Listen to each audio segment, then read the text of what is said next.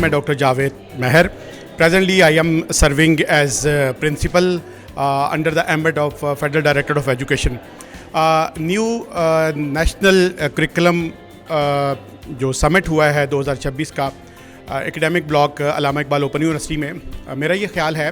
कि ये समिट जो है इसने बहुत सारी फर्दर जो डिस्कशंस हैं उनके दरवाज़े खोले हैं, क्योंकि बेसिकली मकसद इसका यही था कि हम लोग एक पैराडाइम शिफ्ट की तरफ जाएं. और पैराडाइम शिफ्ट ये थी कि हम रोट मेमोरी से निकलें,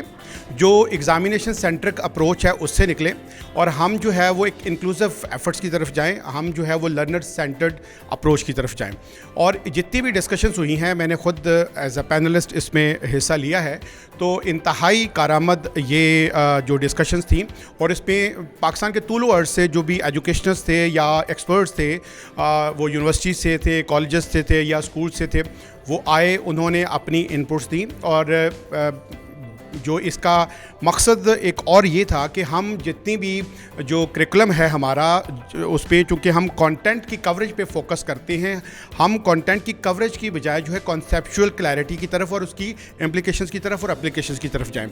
और जो स्टूडेंट है हमारा, वो हमारा फोकस है, और लर्नर की जो ज़रूरियात हैं, जो उसकी मेंटल कैपेसिटीज़ हैं, जो उसकी सोशल और कॉग्निटिव जो उसकी डोमेन्स हैं, उनके अकॉर्डिंग जो है वो अलाइन किया जाए. इसके साथ साथ जो मॉडर्न एजुकेशन जो रिसर्च है उसके दरवाज़े जो है वो खोले जाएं, ताकि चीज़ें जो हैं वो सही तरह से रिलायबल हों और उनको वैलिडेट किया जा सके और रेप्लिकेट किया जा सके.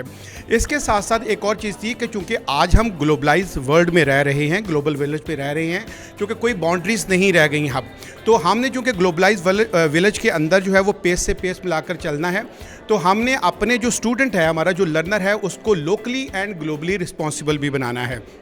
तो हमारी जो डिस्कशन हुई थी वो stages of the learning of the learner पे हुई थी. इसमें हमने बात की कि जो स्टूडेंट है उसकी जो सोशल एंड इमोशनल लर्निंग है उसको जो है वो अलाइन करना चाहिए, क्योंकि स्टूडेंट का जो क्लासरूम के अंदर जो बिहेवियर है या उसकी जो क्लासरूम की जो एक्टिविटीज़ हैं, मोर ओवर ये है कि टीचर की जो कैपेसिटीज़ हैं उनको बिल्डअप किया जाए. लेकिन एक और चीज़ हमने यहाँ पर डिस्कस की, वो ये है कि सिर्फ करिकुलम को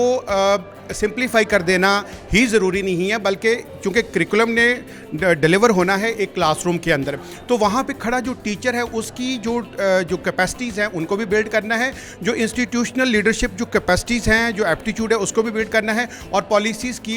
इन ट्रू लेटर एंड स्पिरिट जो है वो उसको इम्प्लीमेंटेशन भी उसकी करवानी है. तो मैं उम्मीद करता हूँ कि इस डिस्कशन से बहुत ज़्यादा रास्ते खुले हैं और मज़ीद बेहतरी की तरफ हम जाएंगे. Thank you very much.